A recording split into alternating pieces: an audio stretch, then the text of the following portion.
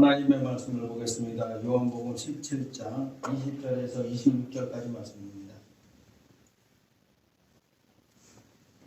내가 비웃는 것은 이 사람들만 위함이 아니요 또 그들의 말로 말미암아 나를 믿는 사람들도 위함이니 아버지께서 내 안에 내가 아버지 안에 있는 것 같이 그들도 다 하나가 되어 우리 안에 있게 하사 세상으로 아버지께서 나를 보내신 것을 믿게 하옵소서.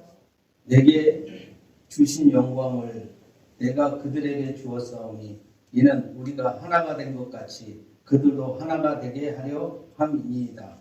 온 내가 그들 안에 있고 아버지께서 내 안에 계시어 그들로 온전하게 이루어 하나가 되게 하려 하면 아버지께서 나를 보내신 것과 또 나를 사랑하신 것 같이 그들도 사랑하신 것을 세상으로 알게 하려 함이로소이다. 아버지여 내게 주신 자도 나 있는 곳에 나와 함께 있어 아버지께서 창세전부터 나를 사랑하심으로 내게 주신 나의 영광을 그들로 보게 하시기를 원하옵나이다. 의로우신 아버지여 세상의 아버지를 알지 못하여도 나는 아버지를 알았사옵고 그들도 아버지께서 나를 보내신 줄 알았사옵나이다.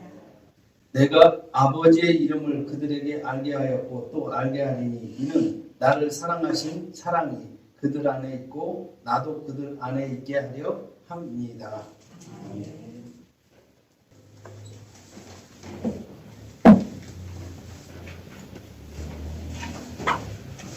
그 예전에 읽었던 존 그레이의 화성에서 온 남자, 금성에서 온 여자라는 저서가 출판되어 있습니다.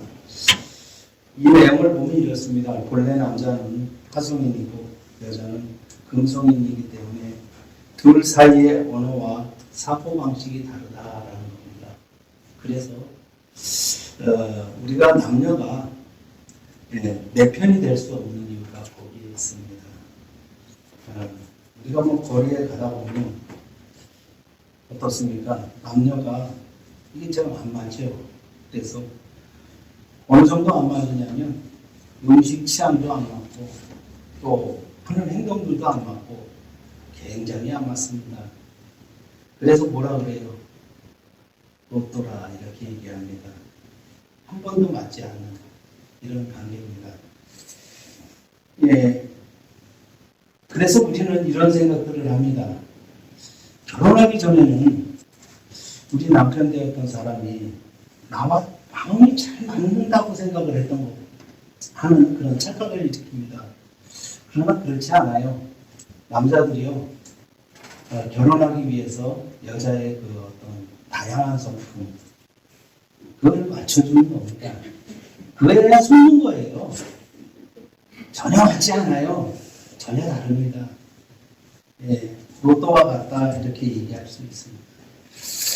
예수께서 아버지께로 가시면서 제자들에게 예루살렘에서 땅끝까지 이르러 천국복음을 전파하라 이렇게 대명령을 내립니다. 이 제자들은 이제 복음을 전하기 위해서 고대 로마가 지배하였던 지중해 연안 지역을 이제 각자 이제 흩어지죠. 이 고대 로마가 지배하였던 지역은 지중해 연안으로서 다양한 민족, 다양한 생활권에서 살고 있었던 사람들입니다. 그래서 그 이전에 그 유대 땅 사람들과는 전혀 다른 그런 모습이죠. 그래서 이 유대인들은 모세율법이라는 그 아래에서 생활했고 또 그들은 혈연지연 학연으로 하나인 사람들이에요.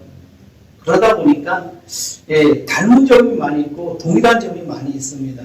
그러나 예수의 제자들이 복음을 전했던 지중해 연합국가 사람들은 까만 사람, 또 하얀 사람, 또 우리와 같이 이렇게 누런 사람, 이런 사람들이 이제 모여 사는 거죠. 그러다 보니까 생활 풍습도 전혀 다른 그런 다양한 민족들로 구성되어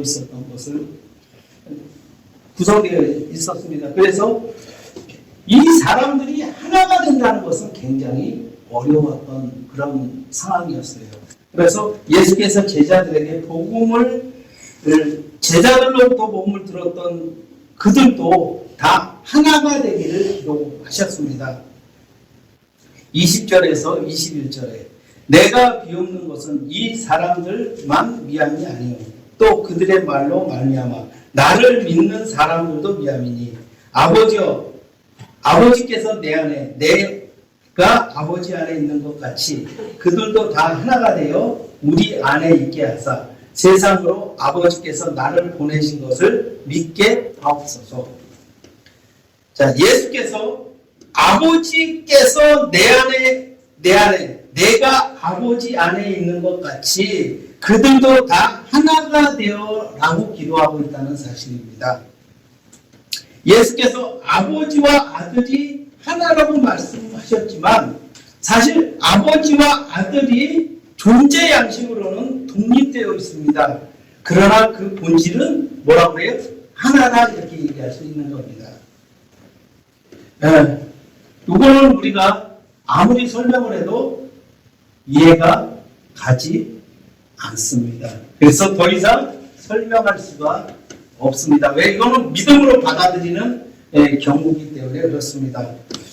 그러나 이렇게 한번 해석할 수는 있죠. 하나님 아버지는 어디 계세요? 천상에 계세요. 그렇기 때문에 시간과 공간을 초월하신 분이에요. 그러나 예수 그리스도는 시간과 공간 안으로 들어오셨어요. 그래서 우리가 볼 수가 있는 우리가 볼 수 있었던 것이 아니라 우리는 책을 통해서 이제 본 것이죠. 그러나 그 당시에 제자들은 예수를 직접 왔던 겁니다. 왜? 시간과 공간 안으로 들어왔기 때문에 그래요. 이런 차이가 있습니다. 그러나 바로 이렇게 다른 존재의 양식으로 다르죠. 그러나 하나라 이렇게 얘기를 하는 겁니다. 그러면서 예수께서 아버지와 아들이 하나라는 사실을 전제로 해서 자신을 믿는 사람과 하나로 묵습니다. 그러면서 이렇게 얘기하죠. 우리 안에 라고 얘기를 합니다. 바울은 고린도 교회가 분열하여 다툼이 일어났을 때 다음과 같은 경우를 말씀하신 적이 있습니다. 고린도전서 12장 12절에 몸은 하나인데 많은 지체가 있고 몸의 지체가 많으나 한 몸인 것 같이 그리스도도 그러하니라. 우리는 예수 그리스도를 믿어 성도가 되었지만 여전히 성격이 다르고 취미가 다르고 고향이나 직접 능력이 다릅니다. 그러나 예수 그리스도 안에 하나가 되는 방법은 기계적인 일치나 연합이 아니라는 것을 알아야 됩니다. 그래서 이 하나 되는 운동을 전개했던 사람들이 있습니다. 그것은 누구냐면 바로 에큐메니칼 운동이라고 하는 그런 모습이죠. 그래서 이 에큐메니칼 운동이라는 것은 이 세상에 기독교가 이제 교단이 어마어마하게 많죠. 우리 장로교도만 해도 한 120교단이 된다고 하니까 우리는 생각하기에 장로교면 하나 아니에요? 그러는데 교단이라는 건 전혀 달라요. 전혀 답이에요. 우리 교단 안에서도 한 12,000 교회가 있으니까 우리 교단에서도 잘 몰라요. 서로 옆에 마크만 같지 전혀 좀 모르는 그런 정도로 이 교회가 많습니다. 문제는 뭡니까? 이 장로교, 감리교, 순복음, 성공회 온갖 교단을 하나로 이렇게 만들자는 겁니다. 그랬을 때 이것을 일치와 연합이라는 운동인데 위에서부터 아래로 하나가 아니라 우리끼리 하나로 만들자는데요. 우리끼리 하나로 만들어서 위로 올라가자는 그런 구조예요. 그러나 예수님께서 지금 하나라는 구조는 그것이 아니라 예수 그리스도를 머리로 해서 하나라고 얘기를 하는 겁니다. 이것이 조금 다른 점이에요. 우리는 착각을 해서 하루가 하나가 되는 것을 이렇게 자꾸 원하는데 이것은 불가능합니다. 이런 하나는. 그렇기 때문에 그것을 얘기하는 것이 아니라는 사실을 우리가 알아야 됩니다. 그래서 다양성 속에 하나가 이루는, 그래서 마치 유기체적인 하나를 이루어야 된다라고 예수님께서 지금 말씀하는 내용입니다. 예수께서 자신을 믿는 모든 사람들이 주 안에 하나가 되었을 때 세상으로 아버지께서 나를 보내신 것을 믿게 하옵소서라고 기도하고 계십니다. 우리 성도들은 예수 그리스도를 믿어 예수 그리스도와 한 몸이 되었다는 거예요. 하나가 되었다라고 얘기를 하고 있는 겁니다. 그래서 우리는 예수 그리스도와 하나가 되어 세상 사람들에게 예수 그리스도의 모형을 보여주는 사람이 되어야 된다라고 얘기를 하는 겁니다. 자, 이런 거죠. 우리 안에 영으로 오신 예수 그리스도가 계십니다. 그래서 연합이 됐고 묶어져 있어요. 얼굴이 심각한 거 보니까 아닌 것 같은 그런 분위기예요. 여기 앉아있는 그 자체가 묶어져 있다는 얘기예요. 예, 묶어져 있기 때문에 우리가 내 안에 계신 성령께서 이렇게 인도하신 겁니다. 묶어져 있지 않으면 여기 앉아있을 수가 없어요. 자, 묶어져 있기 때문에 내가 하는 행동이 어떻게 된다고요? 예수 그리스도의 행동이 된다라고 얘기를 하는 겁니다. 그래서 이 세상에 나가서 우리가 조심해야 될 것이 바로 그런 겁니다. 우리가 악을 행하고 사람들과 다툼을 일으키면 그것이 내 안에 계신 성령께서 그렇게 나타나는 거예요. 사람들이 보기에 묶어져 있기 때문에. 저것은 바로 그래서 뭐라고 그럽니까? 우리가 악행을 해가고 우리가 좀 잘못을 하면 예수 믿는 사람이 왜 저럴까라고 얘기를 해요. 그 이유는 뭐냐면 예수님과 우리가 한 몸이 되어 있기 때문에 그렇다 이렇게 말할 수 있는 겁니다. 그래서 우리의 행동들이 우리가 나타내는 행동들이 예수 그리스도를 나타내는 것이다 라고 말할 수 있는 겁니다. 이것을 통해서 사람들이 보고 예수 그리스도를 보는 거예요. 그렇기 때문에 늘 조심하는 행동을 거룩해야 되는 이유가 거기에 있습니다. 그러면서 예수께서 아버지가 주신 영광을 제자들에게 주셨습니다. 22절에 내게 주신 영광을 내가 그들에게 주었사오니 이는 우리가 하나 된 것 같이 그들도 하나가 되게 하려 함이니라. 예수께서 성육신하여 세상에 오신 목적이 뭡니까? 온 세상과 모든 사람들을 위해서 대속의 사역을 완성하기 위해서 아버지께로부터 보내심을 받았다라고 얘기를 하는 겁니다. 예수님께서 대속의 사역을 완성하셨을 때 그것이 왜 온 세상이냐라고 얘기를 하는데 이렇게 표현하면 되는 겁니다. 아담이 타락함으로 인해서 누가 저주를 받았어요? 이 세상이 저주를 받았다는 사실입니다. 물론 아담도 조금 타격을 입었어요. 그러나 아담은 그렇게 많이 타격을 입지 않았어요. 누가 많이 입었어요? 동식물이 다 타격을 입었던 겁니다. 그래서 우리가 이 자연 만물을 볼 때 왠지 나무들도 이렇게 보면 잘 자라지 못하죠. 그냥 가만 두면 잘 자라야 되는 나무들이 저절로 자라지 못하고 꼭 물을 줘야 돼요. 양분을 줘야 되고 꼭 가꿔줘야 되고 또 병충해를 막아줘야 되고 이런 일들이 일어나는 겁니다. 왜? 그 나무도 저주를 받아서 그런 겁니다. 또 사자들이 굶어 죽으면서도 물을 먹지 않는다고 그래요. 풀을 먹지 않는다라는 얘기하죠. 육식을 해야 돼요. 사자들은 얼마나 좋아요. 풀도 먹고 육식도 하고 그러면은 잡아먹을 초식동물을 잡아먹을 일이 없으면 풀 뜯어 먹으면 되는데 그렇게 하지 못하잖아요. 풀은 널려 있는데. 그리고 초식동물은 어때요? 풀이 없으면 그냥 굶어 죽는 거예요. 왜? 잡아먹으면 되는데 서로 이게 뭐가 안 맞아. 밸런스가 안 맞죠. 뭐가 안 맞아요. 이런 것들은 왜 그렇습니까? 바로 저주를 받아서 그런 겁니다. 그래서 예수 그리스도의 대속의 완성은 바로 이 세상에 저주를 푸는 것이다. 이렇게 얘기할 수 있는 겁니다. 물론 우리의 아담의 타락으로 인해서 그 죄과 이런 것들을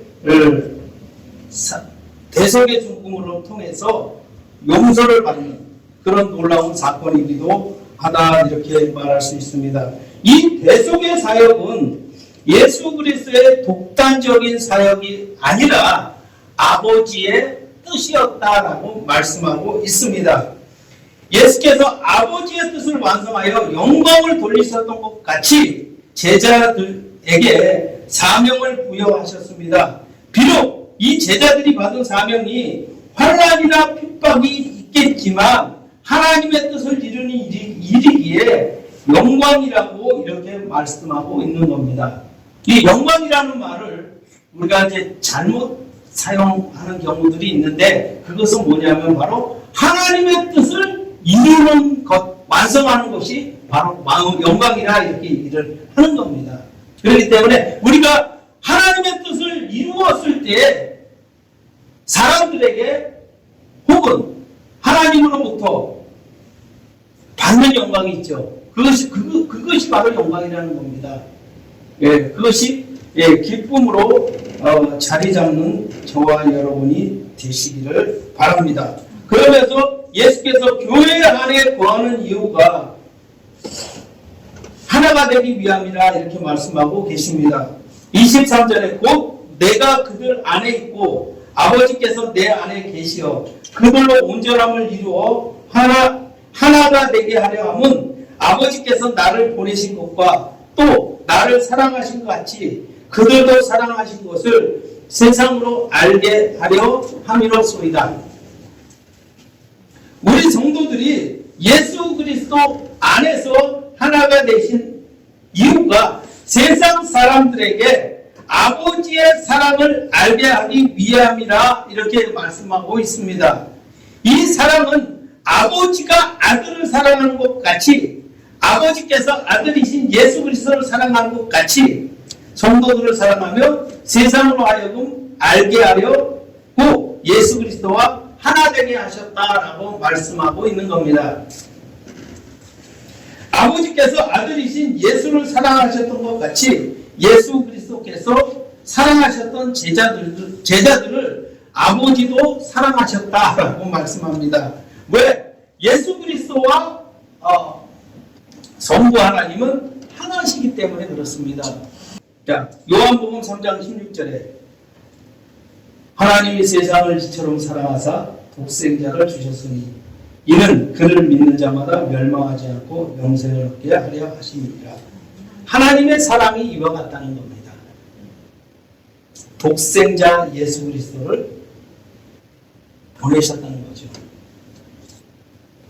그래서 그를 믿는 자마다 멸망하지 않고 영생을 얻게 하려 하심이라 이런 내용입니다.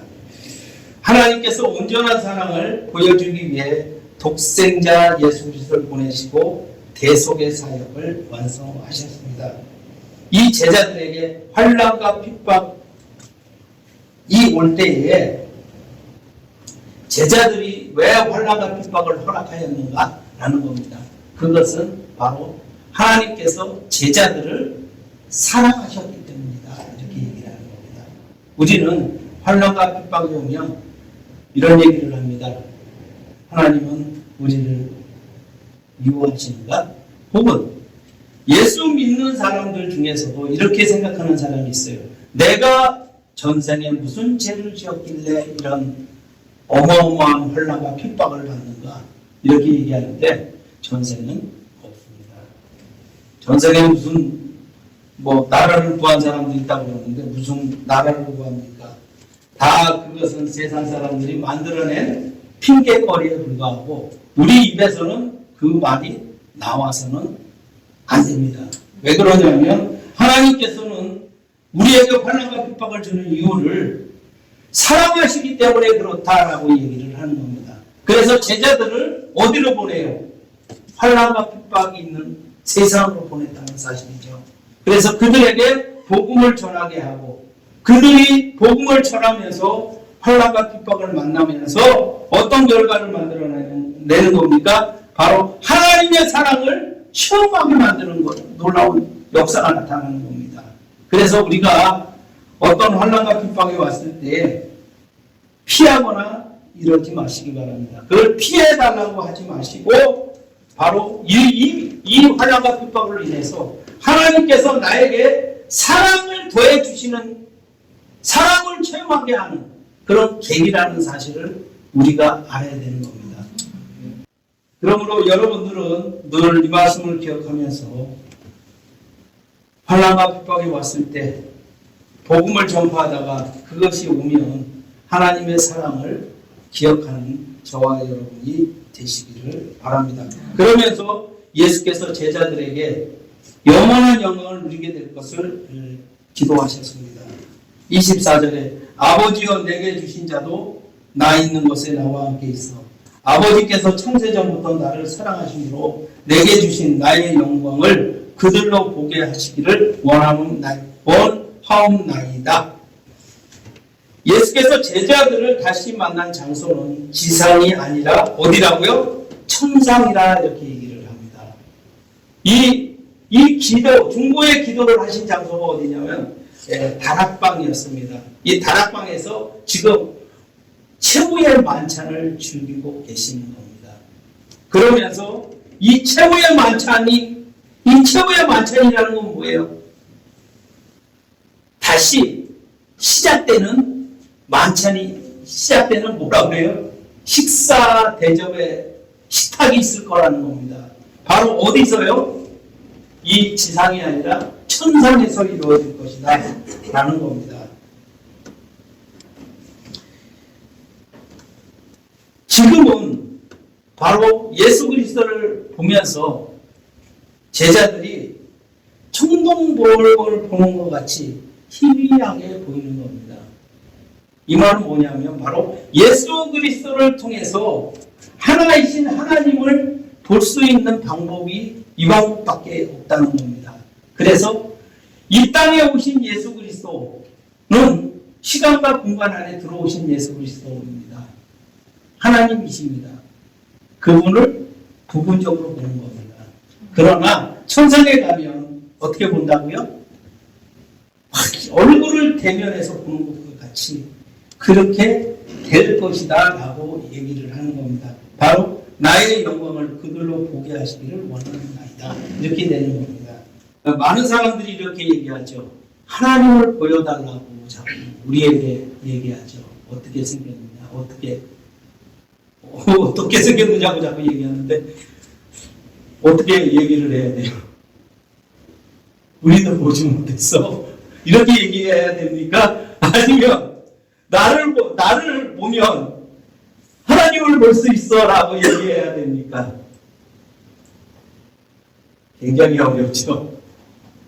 여러분, 그러니까 어려운 겁니다. 그래서 환난과 핍박을 거친 자들이 뭐라고 말할 수 있어요?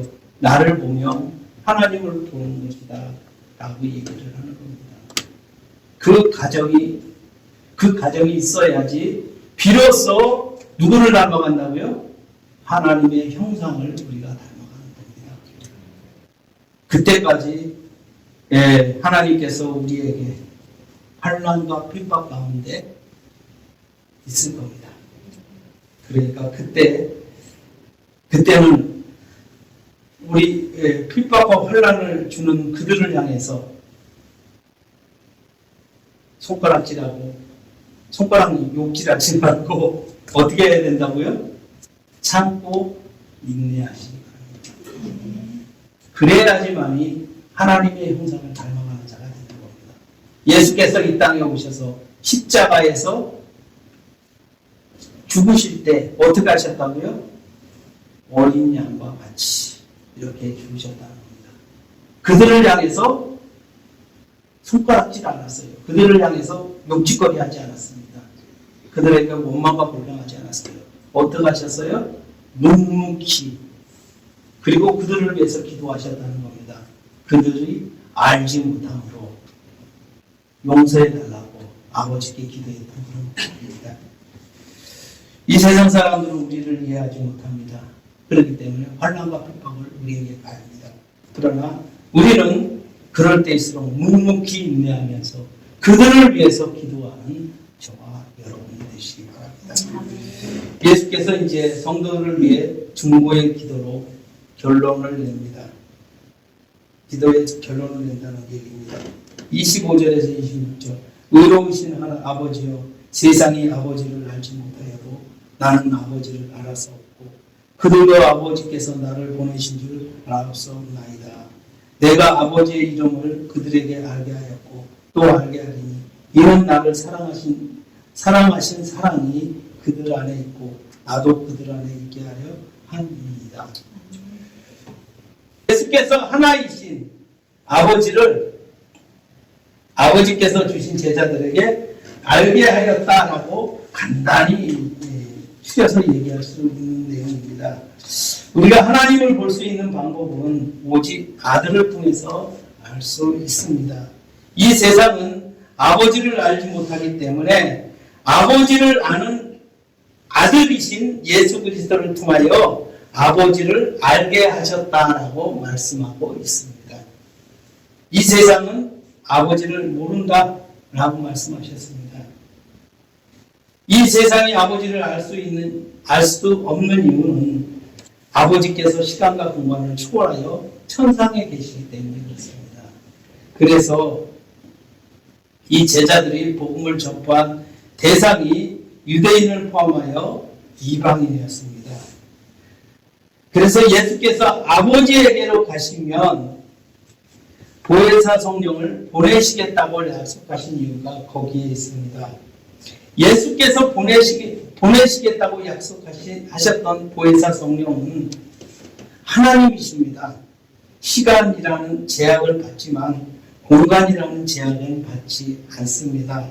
그래서 예수 그리스도께서 만왕의 왕이 되기 위해서는 예수 그리스도의 영이신 성령으로 오셔야 했었던 이유가 거기에 있습니다. 바로 예수께서 성육신 하셨을 때는 유대인의 왕이었습니다. 왜 그렇습니까? 유대 땅 안에서만 활동하셨고 유대인 그 시간과 공간의 제약을 받았기 때문에 그렇습니다. 그러나 예수의 제자들이 복음을 전했던 지역이 어디입니까? 바로 예루살렘, 유다, 사마리아와 땅끝까지 이렇게 있는 겁니다. 그러니까 유대 땅을 포함해서 모든 지금으로 얘기하면 지중해 연안, 로마가 지배했던 영역, 거기까지 이 복음이 전파되어야 하는 겁니다. 그래서 예수께서 성육신 하셔서는 도저히 불가능합니다.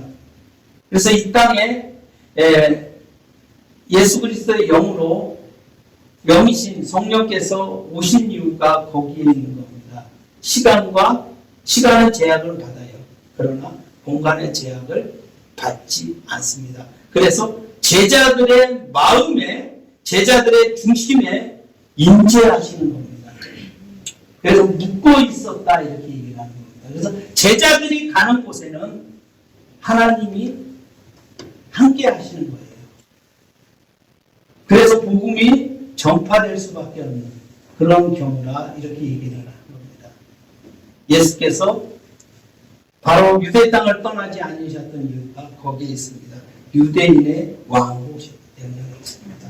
그러나 예수께서 십자가에서 대속의 사역을 완성하신 이유에는 바로 만왕의 왕이 되셨습니다. 그래서 만왕의 왕은 모든 지역, 모든 열방의 왕이 되시기 위해서 바로 예수 그리스도의 영인 성령으로 이 땅에 오셨다는 사실을 우리가 알아야 됩니다. 우리는 교회 생활을 하면서 왜 이렇게 교회가 분열이 일어나는가, 또 혹은 다툼이 일어나는가, 그런 생각을 해봅니다. 그러나 우리가 알아야 돼요. 하나님께서 다양한 성품들, 제약된 성품들에 와서 그들에게 안에 들어가시는 거예요. 들어가셔서 그들을 하나로 묶는 거예요. 이렇게. 그래서 구약에 보면 이런 내용들이 많이 나옵니다. 아브라함의 하나님, 이삭의 하나님, 야곱의 하나님 이렇게 되어 있는 거죠. 그 말은 뭐예요? 아브라함에게 해당되는 하나님, 이삭에게 해당되는 하나님, 야곱에게 해당되는 하나님이 각각 다르다라는 겁니다. 한 분이시지만 다른 하나님이시라는 거예요. 왜? 그들에게 하나가 되신 하나님이에요. 그래서 그 하나님이 하나이신 하나님께서 하나가 되신다는 겁니다. 왜? 하나님은 하나이시기 때문에 각각의 사람들에게 들어가 계시지만 하나라는 거예요. 여러분들이 다 다양한 겁니다. 그러나 하나님께서 한 분이신 하나님께서 여러분 안에 들어가 계시기 때문에 하나가 이렇게 얘기를 하는 겁니다. 그래서 어디에다 맞춰야 돼요? 다양하면서 하나님의 뜻에 맞춰야 되는 겁니다. 그것은 뭐냐면 하나님의 성품을 닮아가는 것이다. 이렇게 얘기를 하고 있는 겁니다. 그래서 예수 그리스도를 머리로 하여 모든 지체가 다양하지만 일치와 연합을 이루어야 하는 이유가 거기에 있습니다. 그러나 우리는 이해 득실로 인하여서 성도 간에 하나가 되지 못하고 분열과 분파를 만들어 다툼이 발생하는 이유가 거기에 있습니다. 그래서 우리가 교회 내에서 다양한 사람들이 모여 공동체를 이루었기 때문에 분열이나 분파를 만들어낼 수 있습니다. 그러나 다툼이 일어날 때 우리가 늘 조심해야 되는 것이 바로 그겁니다. 이것이 하나님의 뜻인가라는 겁니다. 가라는 겁니다. 바로 우리에게 나타난 그 악한 성품이 거기에 나타나는 겁니다. 하나님은요, 하나이시기 때문에 하나 되기를 원하시는 겁니다. 성품이 다를 수 있어요. 또 모든 것이 다를 수 있습니다. 그러나 우리가 잊지 말아야 될 것은 하나님의 뜻이 무엇이며 하나님께 영광을 돌리는 일이 무엇인가라는 것을 깨달아야 되는 겁니다. 그리고 내 안에 계신 성령께서 나를 인도하실 때에 우리가 민감하게 받아들여야 돼요. 무지개 받아들이지 마시기 바랍니다. 성령께서 우리를 때로는 두렵고 떨림으로 충격을 줄 때 있어요. 그럴 때 민감하게 받아들이시기 바랍니다. 그래서 성령께서 인도하신다는 것은 무엇입니까? 바로 그와 같은 겁니다. 그래서 성령께서 우리를 때로는 두렵고 떨림으로 인도하실 때 우리는 이것이 바로 나를 하나님과 내가 하나가 되는 그런 놀라운 역사가 이루어지는구나. 이 말은 뭐예요? 하나님의 형상을 닮아가는 자가 되기 위해서, 거룩해지기 위해서 나를 그렇게 만들고 있구나라는 것을 깨달으시기 바랍니다. 그러지 아니하면 우리는 만들어지지 않아요. 우리 스스로가 하나님의 형상을 만들어낼 방법이 없어요. 왜? 우리는 우리에게서 그런 것이 나타나지 않아요. 우리는 없어요. 그 성품 자체가 없어요. 그렇기 때문에 바로 내 안에 하나님께서 하나가 돼서 계신다라는 것을 늘 깨달아야 돼요. 인지하고 살아야 되는 겁니다. 그래서 내가 하는 말이, 내가 하는 행동이 바로 나를 통해서 예수 그리스도가 나타나고 하나님의 모습이 나타난다는 사실을 우리가 꼭 기억하면서 다른 사람들에게 예수 그리스도를 보여주며 하나님을 보여주는 저와 여러분이 되시기 바랍니다. 기도하시겠습니다. 하나님 은혜를 진심으로 감사합니다. 주님께서 함께하여 주시어서 오늘 말씀을 통해서 우리가 많은 것을 배우는 것 같습니다. 주님 함께하여 주시는 가운데서 내 안에 하나님이 계신다는 사실을 우리가 꼭 의지하면서 살아갈 수 있도록 주여 함께하여 주시옵소서. 예수님의 이름으로 기도드립니다. 아멘.